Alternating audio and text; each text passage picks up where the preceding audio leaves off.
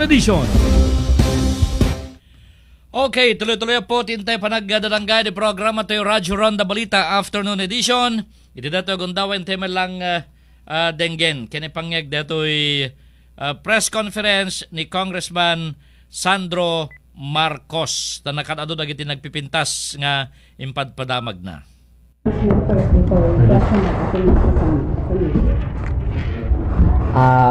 Nothing, just to look back sa nakarang taon. Thankfully, medyo madami-dami yung numero. You guys can get copies from my office. Yes. But thankfully, we were able to service roughly around 15 to 20% of the district in the span of 2023.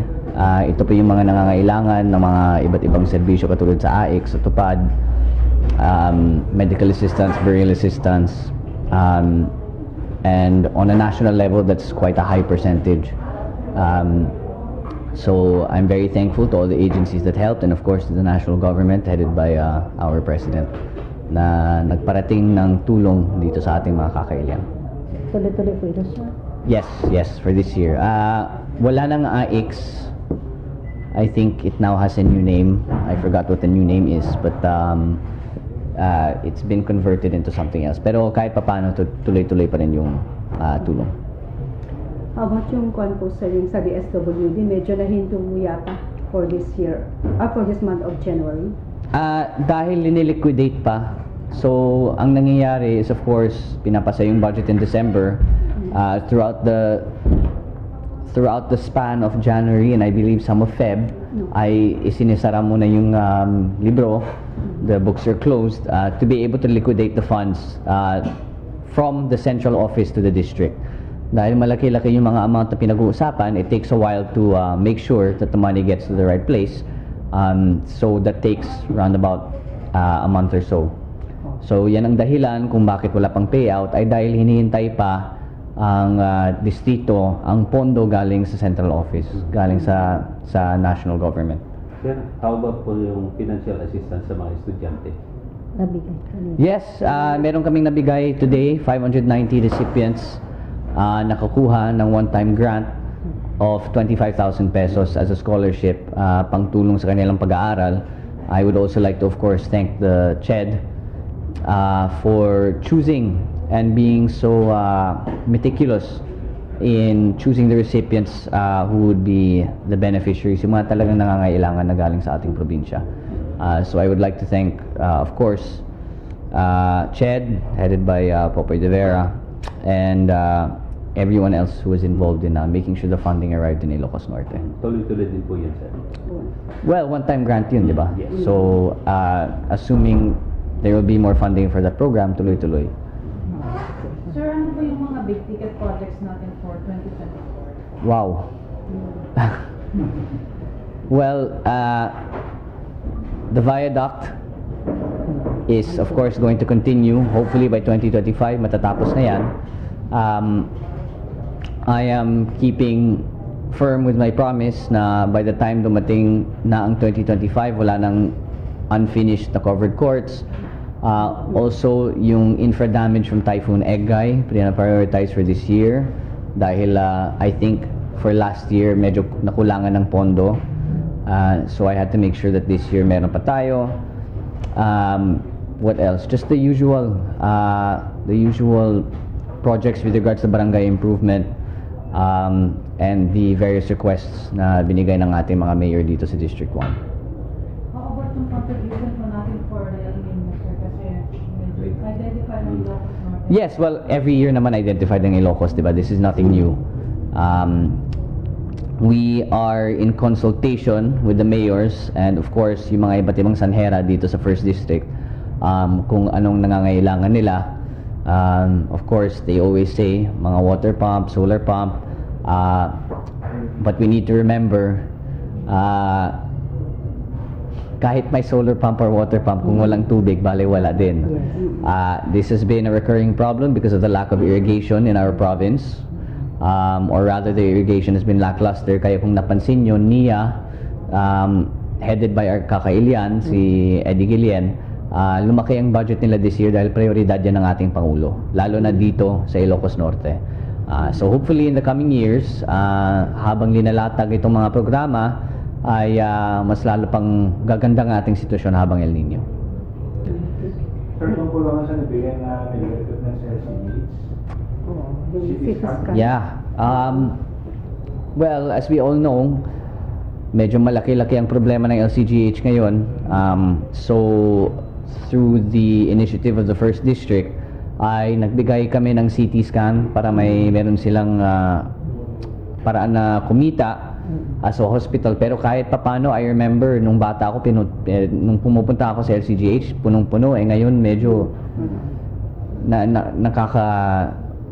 nakakalungkot talaga na to see an institution such as that for it to have gone downhill so quickly. As in, nagulat talaga ako nung pumunta ako kanina kasi bale walang tao. It was like a ghost town. So I really hope that that can be solved sometime soon. Pati yung building sir, nagdadariway na. Well, okay lang naman kung nag-deteriorate yung building basta't ginagamit, pero walang tao sa loob. Yun nga. Walang tao sa loob, as in. I must have seen like maybe 25 people. At pumunta ako dyan, 11 a.m. Usually punong-puno yan. Madilim pa siya. Madilim pa. So, let's see. I hope makakatulong yung CT scan. Yeah, medyo mabigat na problema yan. Hindi ba nagpatulong si Mayor MMK or wala ba kayong usapan? I'm not so privy to Okay. anong ginagawa ng city ngayon. I'm just speaking from my perspective. Okay. But you allotted again another 12 million for medical assistance, Sa medical equipment Sa LCGH? Yeah, this year. For this year, yes. Yes. Meron din kami ilinagay sa Mariano Marcos, sa Governor Roque Ablan, sa mga ibang barangay health station and RHU sa First District. So, I think it was totaling 180 or 220 million, if I'm not mistaken. Yes. Yung nakulangan lang or hindi na ilagay ng pondo, which I need to talk to DOH kasi hanggang ngayon hindi ko naiintindihan kung bakit, is the Bangi. Yung Bangi Hospital, hindi na ilagay. Hindi ko na nga alam, ngayon ka lang nalaman. So, I'll make sure that ang ating mga kasama sa Bangi ay kahit paano makakakuha ng pondo, pambili ng medical equipment. Sir, gano'ng nakalawak yung nabigyan natin ng free internet sa mga rural areas? Well, that's a program of DTI. Yeah. But I believe naglagay tayo sa Adams. The plan is to also do it in sa Palyas, di ba? Yeah, in Vintar and sa mga iba't ibang rural areas. So I have to get in touch with DICT kung saan sila or what's been their progress because I know Starlink ginagamit nila eh.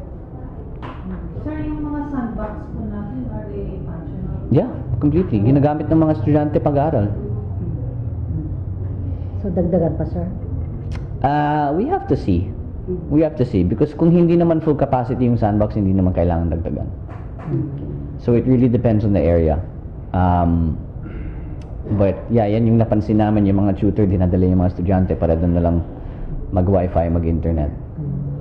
Sir, magkano pondo ng First District for this year? napakalaki yata yung... I'm sorry? Aabot ba ng 15 billion?